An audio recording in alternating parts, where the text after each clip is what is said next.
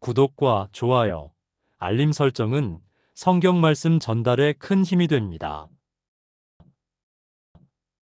댓글창에 여러분의 기도 내용이나 듣고 싶으신 성경 구절 그리고 좋아하시는 성경을 말씀해 주시면 성경 듣기 라디오 제작에 반영하여 함께 만들어 가겠습니다. 성경 말씀을 전하는 재생 속도는 일반적인 속도입니다. 너무 빠르거나 너무 느리신 분들은 화면 오른쪽 상단의 톱니바퀴 모양을 누르시고 재생 속도에서 조절하여 들어주시면 편안하게 들으실 수 있습니다. 주님의 은혜와 축복에 감사드리며 간절한 마음으로 성경 핵심 말씀 시작해 보겠습니다. 하나님은 공급자이시라. 내 하나님이 채우시리라. 재정 문제는 우리 삶에서 가장 현실적이고 절박한 문제 중 하나입니다.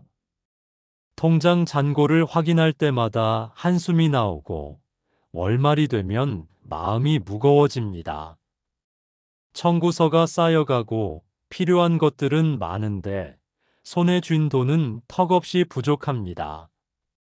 이런 상황에서 우리는 종종 하나님보다 돈을 더 의지하게 됩니다. 하나님의 공급보다 내 능력을 더 신뢰하게 됩니다. 하지만 성경은 분명히 말씀합니다.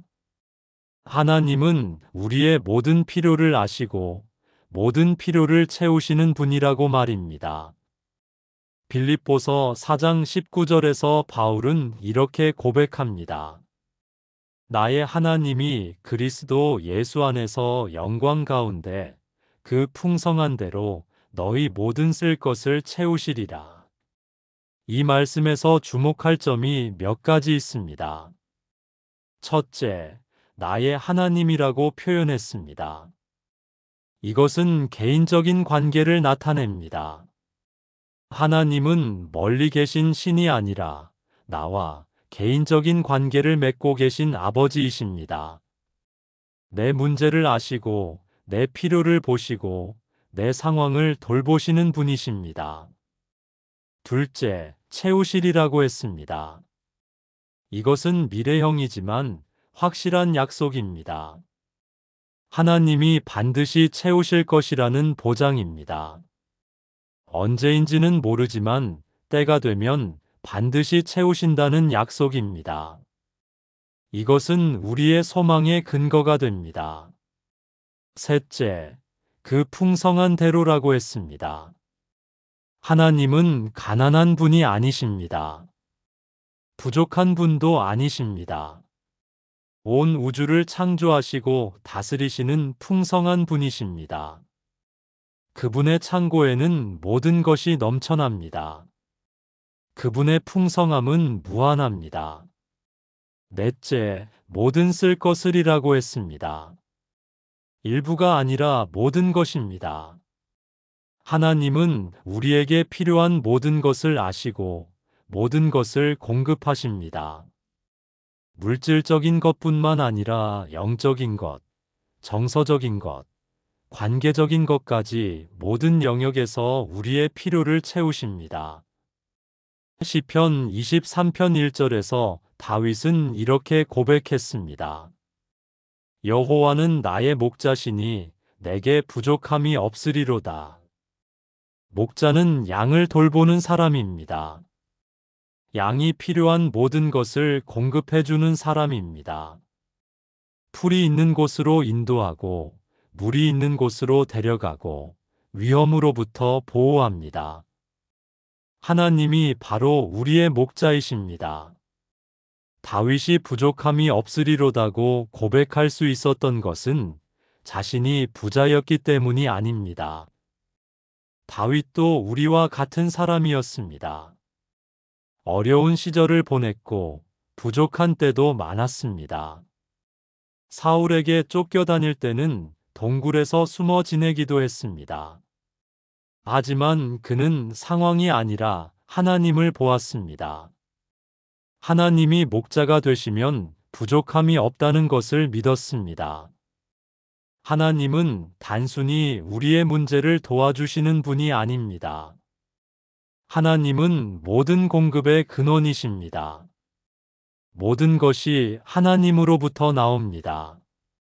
우리가 숨쉬는 공기도 마시는 물도 먹는 음식도 모두 하나님이 주신 것입니다.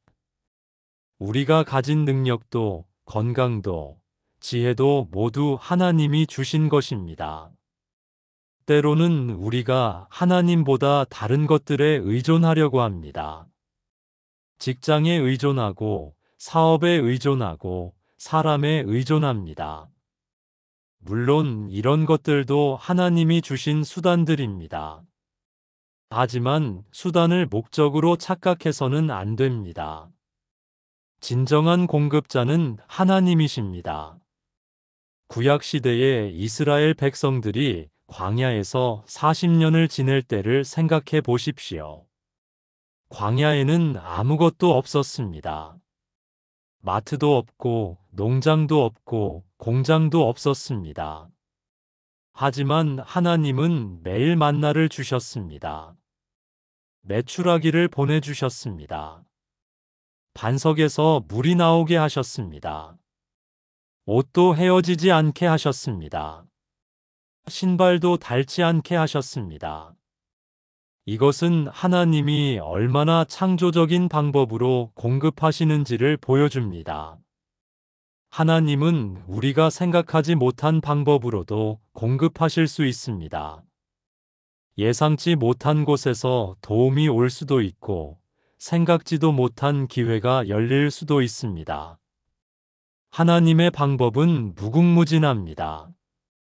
엘리야 선지자의 이야기도 마찬가지입니다. 하나님은 까마귀를 시켜서 엘리야에게 음식을 가져다 주셨습니다.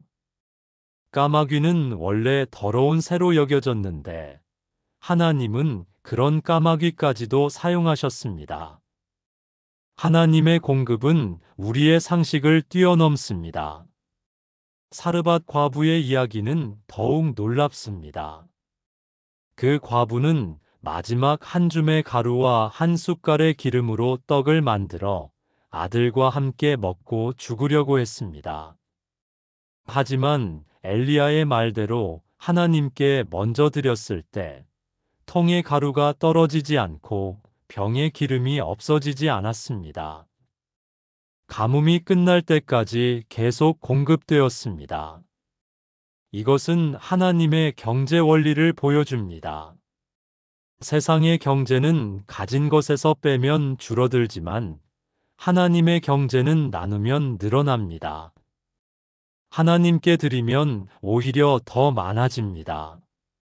이것은 수학적으로는 말이 안 되지만 영적으로는 진리입니다. 신약 시대에도 마찬가지였습니다. 예수님이 5,000명을 먹이실 때 가진 것은 보리떡 5개와 물고기 2마리뿐이었습니다. 상식적으로는 터무니없이 부족한 양이었습니다. 하지만 예수님의 손에 들려지자 기적이 일어났습니다. 5,000명이 배불리 먹고도 12광주리가 남았습니다. 하나님은 결핍을 채우시는 분이 아니라 풍성함을 창조하시는 분입니다. 하나님은 그럭저럭 살 만큼만 주시는 분이 아니라 넘치도록 주시는 분입니다. 하나님의 목표는 우리가 겨우 살아가는 것이 아니라 풍성한 삶을 사는 것입니다. 요한복음 10장 10절에서 예수님은 이렇게 말씀하셨습니다. 내가 온 것은 양으로 생명을 얻게 하고 더 풍성히 얻게 하려는 것이라. 하나님의 목적은 우리가 풍성한 삶을 사는 것입니다. 물질적으로도 영적으로도 정서적으로도 풍성한 삶을 사는 것입니다. 그렇다면 우리는 어떻게 해야 할까요? 먼저 하나님을 진정한 공급자로 인정해야 합니다. 내 능력이나 환경이 아니라 하나님이 나의 진정한 공급자라는 것을 믿어야 합니다. 그리고 하나님께 의존해야 합니다. 염려하지 말고 기도해야 합니다. 하나님의 때를 기다려야 합니다. 또한 감사해야 합니다. 이미 받은 것들에 대해 감사하고 앞으로 받을 것들에 대해서도 미리 감사해야 합니다. 감사는 더 많은 축복을 불러오는 통로입니다. 무엇보다 하나님과의 관계를 우선해야 합니다. 돈을 쫓기보다는 하나님을 쫓아야 합니다. 하나님과의 관계가 바로 설 때 모든 다른 것들도 제자리를 찾게 됩니다. 하나님은 나의 지갑보다 크신 분입니다. 내가 손에 쥔 돈보다 하나님이 더 크십니다. 내 통장 잔고보다 하나님의 풍성함이 더 큽니다. 내 안에 있는 믿음이 진짜 부의 시작입니다. 하나님을 신뢰하는 마음이 진정한 보장입니다. 씨를 심는 자에게 주시는 약속. 심는 대로 거두리라. 하나님 나라의 경제 원리는 세상의 경제 원리와 완전히 다릅니다. 세상에서는 가진 것을 지키고 모으라고 합니다. 저축하고 아끼고 쌓아두라고 합니다. 하지만 하나님 나라에서는 정반대입니다. 나누고 심고 흘려보내라고 합니다. 이것이 바로 씨 뿌리는 원리입니다. 고린도후서 9장 6절에서 바울은 이렇게 말합니다. 이것이 곧 적게 심는 자는 적게 거두고 많이 심는 자는 많이 거둔다 하는 말이로다. 이것은 농업의 기본 원리입니다. 농부가 씨를 많이 심으면 많은 수확을 얻고 적게 심으면 적은 수확을 얻습니다. 아예 심지 않으면 아무것도 거둘 수 없습니다. 하지만 이 원리를 재정에 적용하는 것은 쉽지 않습니다. 왜냐하면 우리의 본능은 가진 것을 보호하려고 하기 때문입니다. 특히 부족할 때일수록 더욱 꽉 쥐려고 합니다. 이것마저 내어주면 나에게는 아무것도 남지 않을 것이다라고 생각합니다. 하지만 바로 그럴 때가 씨를 심을 때입니다. 예수님은 가난한 과부의 이야기를 통해 이것을 보여주셨습니다. 마가복음 12장에 나오는 이야기입니다. 부자들은 연복외에 많은 돈을 넣었지만 가난한 과부는 2렙돈만 넣었습니다. 2렙돈은 지금으로 치면 몇백 원 정도의 아주 작은 액수였습니다. 하지만 예수님은 그 과부를 높이 평가하셨습니다. 이 가난한 과부가 연복외에 넣는 모든 사람보다 많이 넣었도다. 그들은 다 그 풍족한 중에서 넣었거니와 이 과부는 그 가난한 중에서 자기의 모든 생활비를 넣었느니라. 과부가 넣은 것은 액수로는 적었지만 비율로는 가장 많았습니다. 그녀는 자신의 전부를 드렸습니다. 여기서 중요한 것은 그 과부가 자신의 마지막을 하나님께 드렸다는 점입니다. 내일 먹을 것이 없어도 오늘 하나님께 드렸습니다. 이것이 바로 믿음의 씨 뿌리기입니다. 보장이 없어도 하나님을 신뢰하고 드리는 것입니다. 사르밧 과부도 마찬가지였습니다. 열왕기상 17장에서 엘리야가 사르밧 과부에게 떡을 달라고 했을 때 그 과부는 자신과 아들이 먹을 마지막 음식 재료밖에 없다고 했습니다. 하지만 엘리야는 두려워하지 말고 가서 내 말대로 하려니와 먼저 그것으로 나를 위하여 작은 떡 하나를 만들어 내게로 가져오고 그 후에 너와 내 아들을 위하여 만들라고 했습니다. 상식적으로는 말이 안 되는 요구였습니다. 마지막 남은 것을 먼저 남에게 주라는 것이었으니까요. 하지만 그 과부는 순종했습니다. 그리고 엘리야의 약속대로 통에 가루가 떨어지지 아니하고 병의 기름이 없어지지 아니하였더라 했습니다. 그녀가 씨를 심었을 때 하나님이 수확을 주셨습니다. 고린도후서 9장 7절에서 바울은 계속해서 말합니다. 각각 그 마음에 정한 대로 할 것이요 인색함으로나 억지로 하지 말지니 하나님은 즐겁게 내는 자를 사랑하시느니라. 여기서 즐겁게 내는 자라는 표현이 중요합니다. 웃으면서 주는 사람, 기쁘게 주는 사람을 의미합니다. 하나님은 억지로 내는 것을 원하지 않으십니다. 마지못해 내는 것도 원하지 않으십니다. 하나님은 기쁨으로, 즐거움으로 내는 것을 원하십니다. 왜냐하면 그럴 때 진정한 믿음이 나타나기 때문입니다. 기쁘게 낼 수 있다는 것은 하나님을 신뢰한다는 증거입니다. 그렇다면 어떻게 기쁘게 낼 수 있을까요?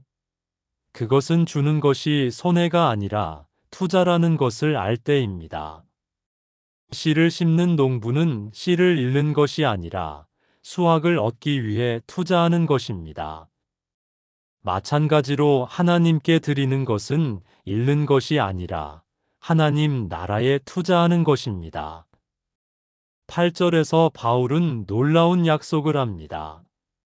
하나님이 능히 모든 은혜를 너희에게 넘치게 하시나니 이는 너희로 모든 일에 항상 모든 것이 넉넉하여 모든 착한 일을 넘치게 하게 하려 하심이라. 이 구절에서 모든이라는 단어가 여러 번 나옵니다. 하나님의 공급은 부분적이 아니라 전면적입니다. 넘치게 하시나니라는 표현도 주목할 만합니다. 하나님은 겨우 살 만큼만 주시는 것이 아니라 넘치도록 주십니다. 왜냐하면 우리가 다시 나눌 수 있도록 하기 위해서입니다. 하나님은 우리를 축복의 저수지가 아니라 축복의 통로로 사용하기 원하십니다. 모든 착한 일을 넘치게 하게 하려 하심이라는 말씀이 하나님의 목적을 보여줍니다. 하나님이 우리에게 풍성하게 주시는 이유는 우리가 사치스럽게 살라는 것이 아니라 더 많이 나눌 수 있게 하기 위해서입니다. 축복받은 만큼 축복의 통로가 되라는 것입니다. 이것이 바로 하나님 나라의 순환 원리입니다. 받으면 나누고, 나누면 다시 받고, 받으면 다시 나누는 선순환 구조입니다. 이 순환고리가 끊어지면 축복도 멈춥니다. 하지만 이 순환이 계속되면 축복도 계속 흘러갑니다. 많은 사람들이 여유가 생기면 나누겠다고 합니다. 돈이 많아지면 기부하겠다고 합니다. 하지만 그것은 잘못된 순서입니다. 여유가 생겨서 나누는 것이 아니라 나누어서 여유가 생기는 것입니다. 씨를 심어야 수확이 있는 것처럼 먼저 나누어야 축복이 옵니다. 물론 지혜롭게 해야 합니다. 무작정 다 나누라는 것이 아닙니다.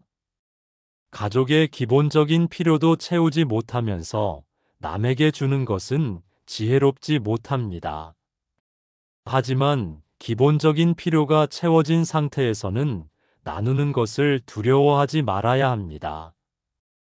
또한 정기적으로, 지속적으로 해야 합니다. 농부도 씨를 한 번만 심는 것이 아니라 계절마다 심습니다. 마찬가지로 우리도 일회성이 아니라 지속적으로 나누어야 합니다. 11조나 정기 후원 같은 것들이 좋은 예입니다. 감사하는 마음으로 해야 합니다. 억지로 하거나 마지못해 하면 안 됩니다. 하나님이 먼저 우리에게 주셨기 때문에 우리도 나눌 수 있다는 감사한 마음으로 해야 합니다.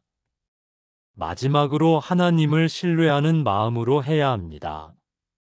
내가 나누면 하나님이 다시 채워주실 것이라는 믿음이 있어야 합니다.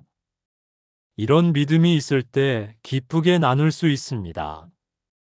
하나님은 주는 자에게 더 많은 씨를 맡기십니다. 주지 않는 사람에게는 공급이 끊기지만 흘려보내는 사람에게는 하나님의 통로가 열립니다. 주는 삶이 바로 하나님 나라의 경제 시스템입니다. 우리는 축복의 저수지가 아니라 통로입니다. 내가 멈추지 않고 나누면 하나님은 멈추지 않고 채우십니다. 이것이 하나님의 약속입니다. 오늘부터 씨 뿌리는 삶을 시작하십시오. 작은 것부터 나누기 시작하십시오. 그러면 하나님의 놀라운 공급을 경험하게 될 것입니다.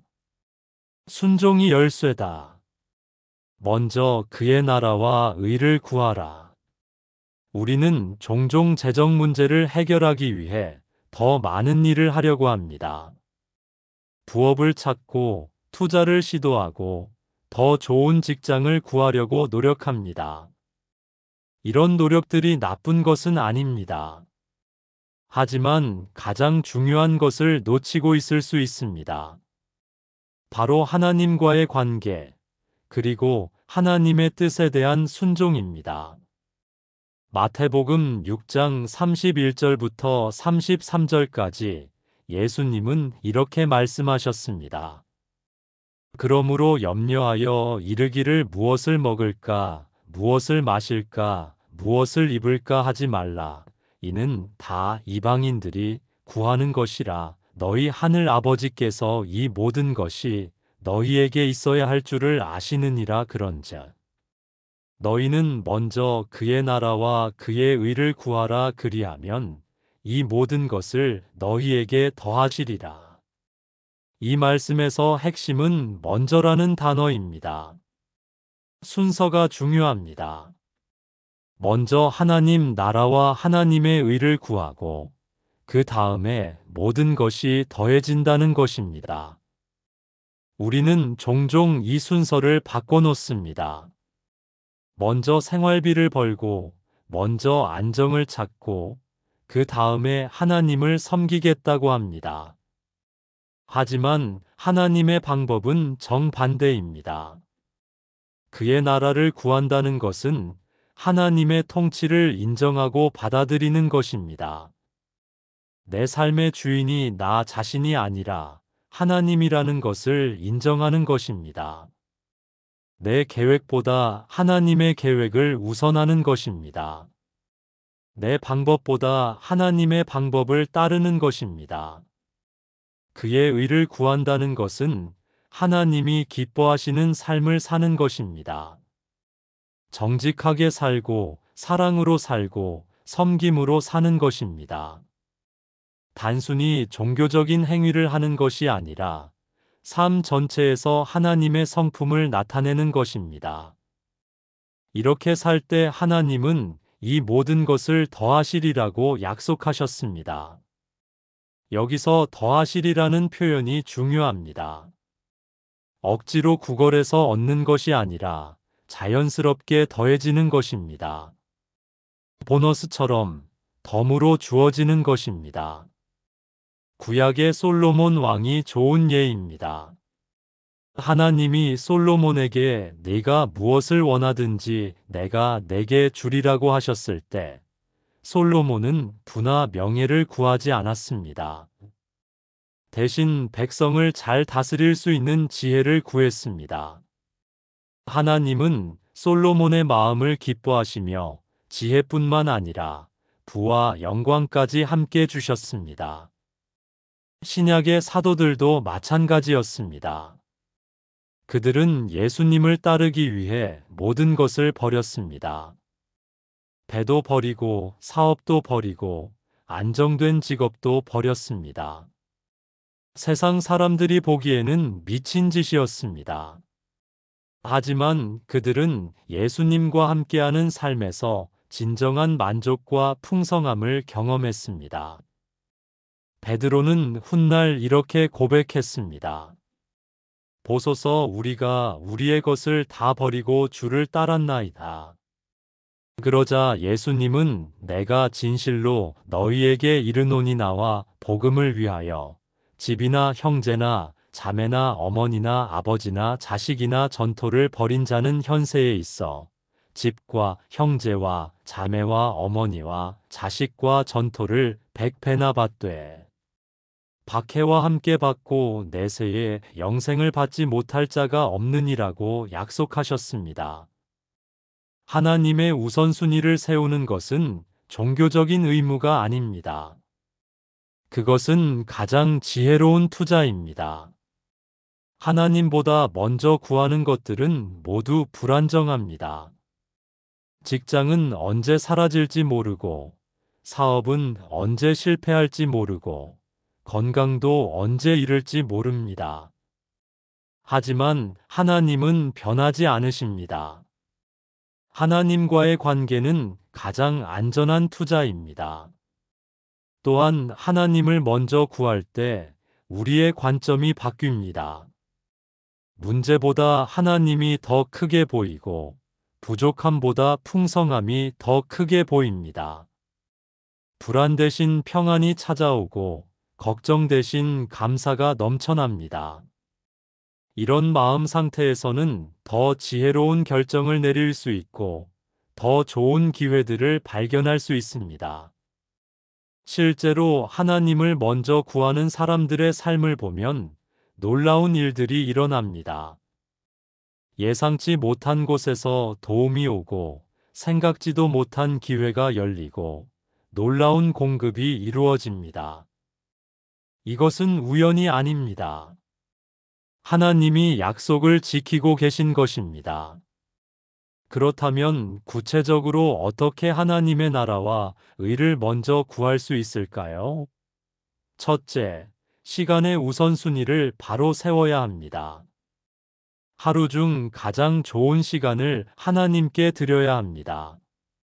기도하고 말씀을 읽고 예배하는 시간을 최우선으로 해야 합니다. 바쁘다고 이런 시간들을 뒤로 미루면 안 됩니다. 둘째, 물질의 우선순위를 바로 세워야 합니다. 11조를 드리고 헌금을 드리고 어려운 이웃을 돕는 일을 우선해야 합니다. 내 필요를 먼저 채우고 남은 것으로 하나님께 드리는 것이 아니라 하나님께 먼저 드리고 나머지로 생활하는 것입니다. 셋째, 결정의 기준을 바로 세워야 합니다.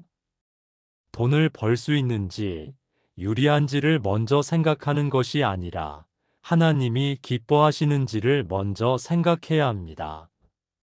정직한 방법인지, 사랑이 담긴 방법인지, 하나님의 영광을 나타내는 방법인지를 먼저 고려해야 합니다. 넷째, 관계의 우선순위를 바로 세워야 합니다. 돈이 되는 사람들과만 관계를 맺는 것이 아니라 하나님이 보내주신 사람들을 소중히 여겨야 합니다. 교회 공동체를 우선하고 믿음의 가족들과의 관계를 귀히 여겨야 합니다. 이렇게 살기 위해서는 믿음이 필요합니다. 하나님을 먼저 구해도 손해보지 않을 것이라는 믿음이 필요합니다. 하나님이 정말로 필요한 모든 것을 더해 주실 것이라는 믿음이 필요합니다.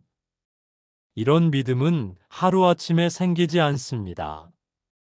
작은 것부터 순종하면서 하나님의 신실하심을 경험해야 합니다. 또한 인내가 필요합니다. 하나님의 때와 우리의 때는 다를 수 있습니다. 즉시 결과가 보이지 않는다고 해서 포기하면 안 됩니다. 농부가 씨를 심고 기다리듯이 우리도 하나님의 때를 기다려야 합니다. 무엇보다 순종이 필요합니다. 하나님의 말씀이 이해되지 않아도 순종해야 합니다. 세상의 방법과 다르더라도 하나님의 방법을 택해야 합니다. 손해볼 것 같아도 하나님을 신뢰해야 합니다. 하나님의 우선순위를 세우면 나의 삶의 질서가 회복됩니다. 어수선했던 마음이 정리되고 혼란스러웠던 생각이 정돈됩니다. 무엇이 중요한지 알게 되고 무엇을 해야 할지 분명해집니다. 하나님 중심의 인생은 반드시 공급이 따라옵니다. 이것이 하나님의 약속이고 이것이 하나님의 법칙입니다. 기적의 공급. 믿음으로 순종할 때 채우심이 온다. 기적은 우리가 이해할 수 있는 범위 안에서 일어나지 않습니다. 기적은 우리의 상식과 계산을 뛰어넘는 곳에서 일어납니다. 그리고 하나님은 순종이라는 작은 씨앗 위에 기적이라는 놀라운 열매를 맺게 하십니다. 믿음으로 순종할 때 하나님의 초자연적인 공급이 시작됩니다. 누가복음 5장에는 베드로의 놀라운 경험이 기록되어 있습니다. 베드로와 동료들은 밤새도록 고기를 잡으려고 노력했지만 한 마리도 잡지 못했습니다. 경험 많은 어부들이 최적의 시간인 밤에 최선을 다했지만 실패했습니다. 그들은 실망하고 지쳐서 그물을 씻고 있었습니다. 그때 예수님이 오셔서 베드로의 배에 올라타시고 가르치셨습니다. 말씀을 마치신 후 예수님은 베드로에게 깊은 데로 가서 그물을 내려 고기를 잡으라고 말씀하셨습니다. 베드로에게는 이 말씀이 전혀 이해되지 않았습니다. 어부로서의 경험과 상식으로는 말이 안 되는 명령이었습니다. 첫째, 때가 맞지 않았습니다. 고기잡이는 보통 밤에 하는 것인데 이미 낮이 되었습니다. 둘째, 장소가 맞지 않았습니다. 깊은 데는 고기 잡기에 적합한 곳이 아니었습니다. 셋째, 상황이 맞지 않았습니다. 이미 밤새 노력했지만 실패했는데 지금 다시 시도한다고 달라질 것이 없어 보였습니다. 하지만 베드로는 순종했습니다. 선생님, 우리가 밤이 새도록 수고하였으되 잡은 것이 없지만 말씀에 의지하여 내가 그물을 내리리이다. 여기서 말씀에 의지하여라는 표현이 중요합니다. 베드로는 자신의 경험이나 상식이 아니라 예수님의 말씀에 의지하기로 결정했습니다. 그 결과는 놀라웠습니다. 그렇게 하니 고기를 잡은 것이 심이 많아 그물이 찢어지는지라. 그물이 찢어질 정도로 많은 고기가 잡혔습니다. 다른 배까지 불러서 도와달라고 해야 할 정도였습니다. 두 배가 모두 고기로 가득 차서 가라앉을 뻔했습니다. 이것은 베드로가 평생 경험하지 못한 기적이었습니다. 구약의 과부 이야기도 마찬가지입니다. 열왕기상 17장에서 엘리야가 사르밧 과부를 찾아갔을 때 그 과부는 절망적인 상황에 있었습니다. 가뭄으로 인해 모든 것이 떨어져 가고 있었습니다. 통에는 가루 한 움큼, 병에는 기름 조금만 남아 있었습니다. 그것으로 마지막 떡을 만들어 아들과 함께 먹고 죽을 생각이었습니다. 그런데 엘리야가 나타나서 물을 달라고 했고, 이어서 떡까지 달라고 했습니다. 더욱이 먼저 나를 위하여 작은 떡 하나를 만들어 내게로 가져오고, 그 후에 너와 내 아들을 위하여 만들라고 했습니다. 상식적으로는 받아들이기 어려운 요구였습니다. 마지막 남은 것을 먼저 남에게 주라는 것이었으니까요. 하지만 그 과부는 순종했습니다. 그리고 엘리야의 약속대로 놀라운 일이 일어났습니다.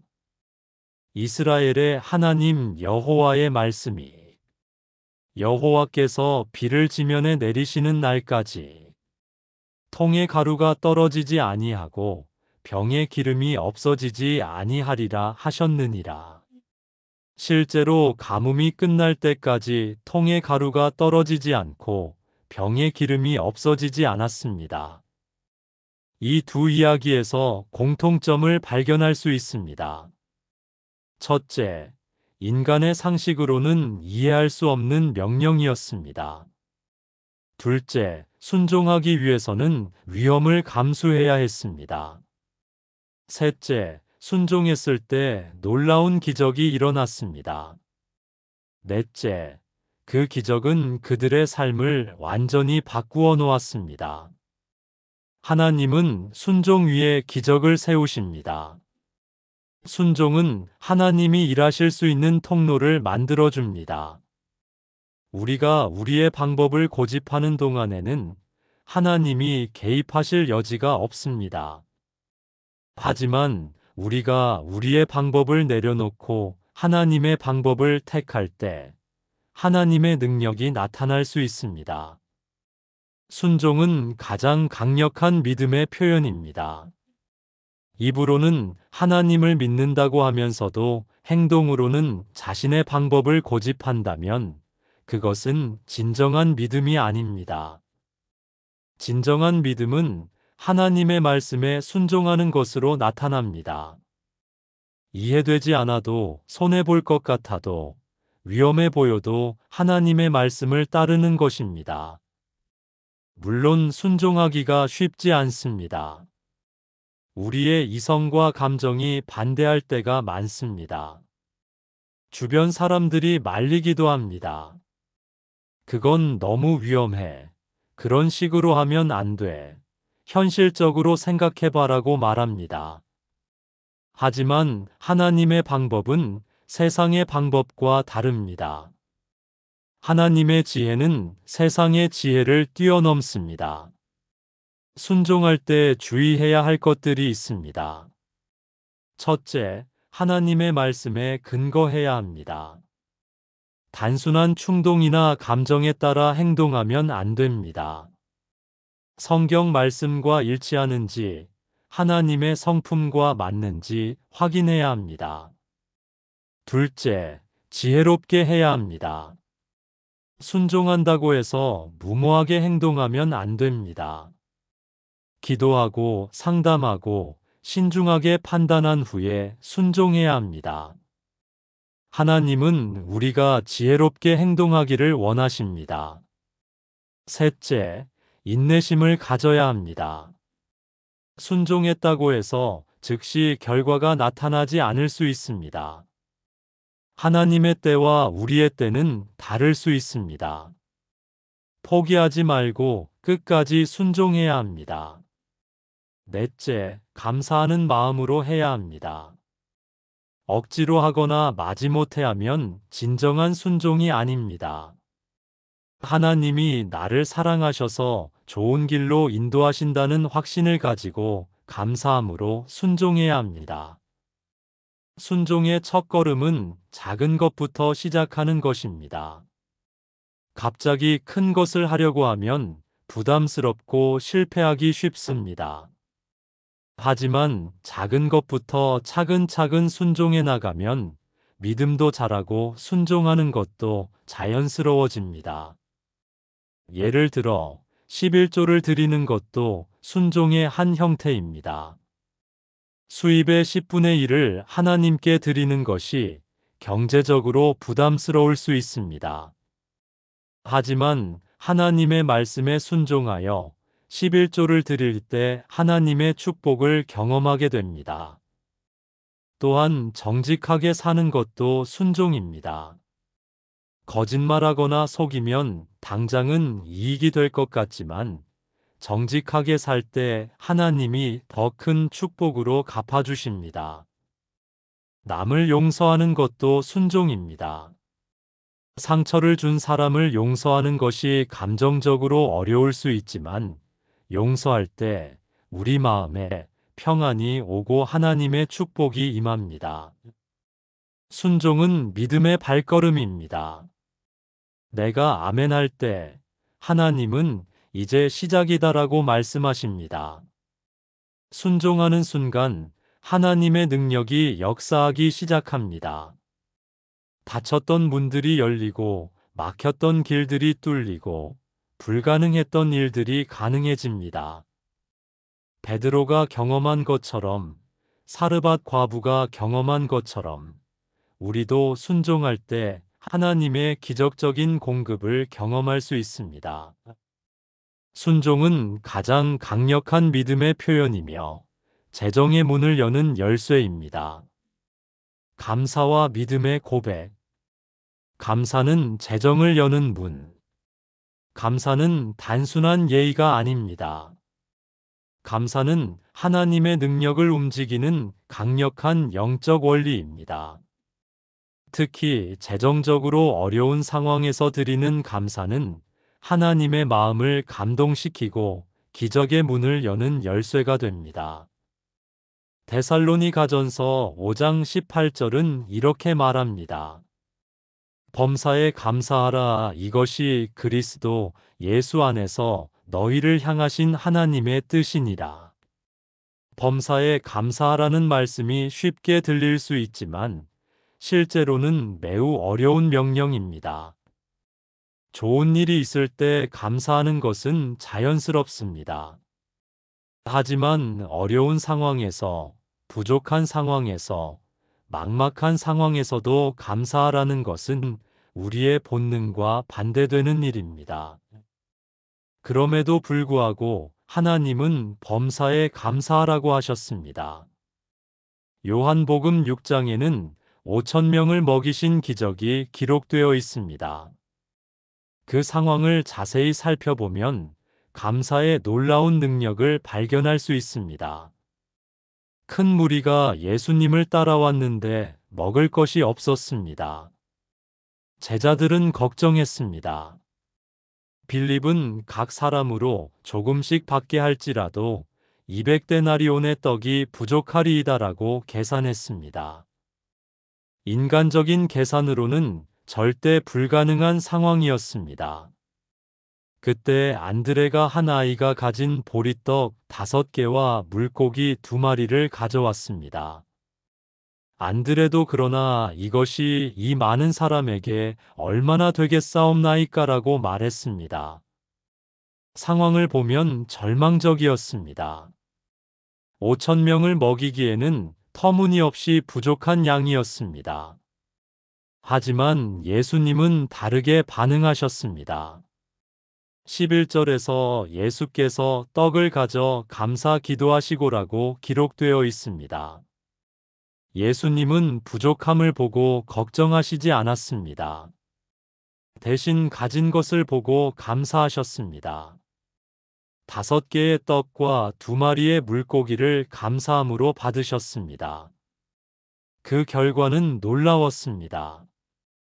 5천 명이 배불리 먹었을 뿐만 아니라 12광주리가 남았습니다. 부족했던 것이 넘치는 것으로 바뀌었습니다. 절망이 기적으로 변했습니다. 이 모든 것이 감사로부터 시작되었습니다. 감사의 능력은 무엇일까요? 첫째, 감사는 우리의 시선을 바꿉니다. 없는 것에서 있는 것으로, 부족한 것에서 감사할 것으로 시선을 돌립니다. 우리가 부족함에 집중할 때는 더욱 부족해 보이지만 가진 것에 감사할 때는 풍성함이 보이기 시작합니다. 둘째, 감사는 우리의 마음을 바꿉니다.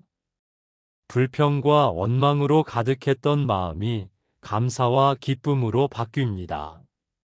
불안하고 걱정스러웠던 마음이 평안하고 안정된 마음으로 바뀝니다. 이런 마음의 변화가 상황을 보는 관점도 바꾸고 대처하는 방법도 바꿉니다. 셋째, 감사는 하나님의 마음을 감동시킵니다.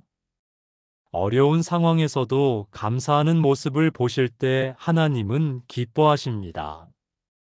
그리고 그런 믿음의 반응에 응답하여 더 큰 축복을 허락하십니다. 감사는 하나님과 우리 사이의 영적 통로를 여는 역할을 합니다. 구약의 여호사밧 왕의 이야기도 감사의 능력을 보여줍니다. 모압과 암몬 연합군이 유다를 치러 올라왔을 때 여호사밧은 크게 두려워했습니다. 인간적으로는 이길 수 없는 전쟁이었습니다. 하지만 여호사밧은 하나님께 기도했고 하나님은 이 전쟁은 너희의 싸울 것이 아니요 하나님의 싸울 것이라고 말씀하셨습니다. 여호사밧은 믿음으로 순종했습니다. 그는 찬양대를 군대 앞에 세우고 여호와께 감사하세 그의 인자하심이 영원하도다라고 찬양하게 했습니다. 전쟁터에서 무기 대신 찬양을, 전략 대신 감사를 선택한 것입니다. 그 결과 하나님이 친히 싸우셔서 적군들이 서로 싸우다가 멸망했습니다. 바울과 실라의 경험도 마찬가지입니다. 그들이 빌립보 감옥에 갇혔을 때 상황은 절망적이었습니다. 억울하게 매를 맞고 감옥에 갇혔고 발에는 착고까지 채워졌습니다. 하지만 그들은 밤중에 기도하고 하나님을 찬송했습니다. 그러자 지진이 일어나고 감옥 문이 열렸습니다. 감사와 찬양이 물리적인 감옥 문을 연 것입니다. 현실적으로 생각해 보면 감사할 이유를 찾기 어려운 상황들이 많습니다.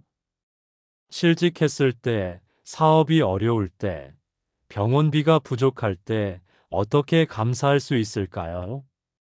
하지만 성경은 우리에게 다른 관점을 제시합니다. 첫째, 이미 받은 것들에 감사할 수 있습니다. 건강, 가족, 집, 하루 세끼 먹을 수 있는 것, 숨 쉴 수 있는 것 등. 우리가 당연하게 여기는 것들이 사실은 모두 하나님의 은혜입니다. 이런 것들을 세어보며 감사하면 마음이 바뀝니다. 둘째, 앞으로 받을 것들에 미리 감사할 수 있습니다. 하나님이 문제를 해결해 주실 것을 믿고 미리 감사하는 것입니다. 이것은 믿음의 감사입니다. 보이지 않지만 하나님의 약속을 신뢰하고 감사하는 것입니다. 셋째, 어려움 속에서도 하나님의 선하심에 감사할 수 있습니다. 상황은 어렵지만 하나님은 여전히 선하시고, 여전히 사랑하시고, 여전히 돌보고 계십니다. 상황과 상관없이 하나님의 성품에 감사할 수 있습니다. 넷째, 어려움을 통해 배우는 것들에 감사할 수 있습니다. 고난을 통해 하나님을 더 깊이 알게 되고, 믿음이 성장하고, 겸손해지고, 다른 사람의 아픔을 이해하게 됩니다. 이런 영적 성장에 감사할 수 있습니다. 감사하는 구체적인 방법들이 있습니다. 첫째, 감사 일기를 쓰는 것입니다. 매일 감사할 일들을 기록하면 감사할 거리들이 더 많이 보이게 됩니다. 작은 것이라도 감사하는 마음을 기록하면 감사가 습관이 됩니다. 둘째, 감사 기도를 드리는 것입니다. 기도할 때 간구만 하지 말고 감사부터 시작하십시오. 이미 받은 은혜들을 하나하나 세어가며 감사 기도를 드리면 마음이 달라집니다. 셋째, 감사의 고백을 하는 것입니다. 입으로 감사를 표현하십시오. 하나님 감사합니다. 주님께서 채워주실 줄 믿고 감사합니다라고 고백하십시오. 말에는 능력이 있습니다. 감사의 고백이 현실을 바꿉니다. 넷째, 찬양하는 것입니다. 찬양은 감사의 최고 표현입니다. 어려운 상황에서도 하나님을 찬양할 때 기적이 일어납니다. 여호사밧처럼, 바울과 실라처럼 찬양으로 승리할 수 있습니다. 감사는 있을 때 하는 예의가 아니라 없을 때 드리는 믿음입니다. 풍족할 때의 감사는 누구나 할 수 있지만 부족할 때의 감사는 믿음의 사람만 할 수 있습니다. 그리고 바로 그런 감사에 하나님의 기적이 따릅니다. 감사하는 입술에는 반드시 기적이 따릅니다. 감사는 재정을 여는 가장 강력한 열쇠입니다. 부족함 속에서도 감사할 때 하나님은 없는 것을 있게 하시는 창조의 능력으로 일하십니다. 오늘부터 감사의 고백을 시작하십시오. 하나님, 감사합니다. 주님이 모든 필요를 채워주실 줄 믿고 감사합니다. 이 고백이 여러분의 재정에 기적을 가져올 것입니다. 아멘. 지금까지 성경 핵심 말씀을 들어보았습니다. 시간이 허락할 때마다 우리 모두 주님의 은혜에 감사하며 기도하고 축복받는 하루가 되었으면 좋겠습니다. 감사합니다. 구독과 좋아요, 알림 설정은 성경 말씀 전달에 큰 힘이 됩니다.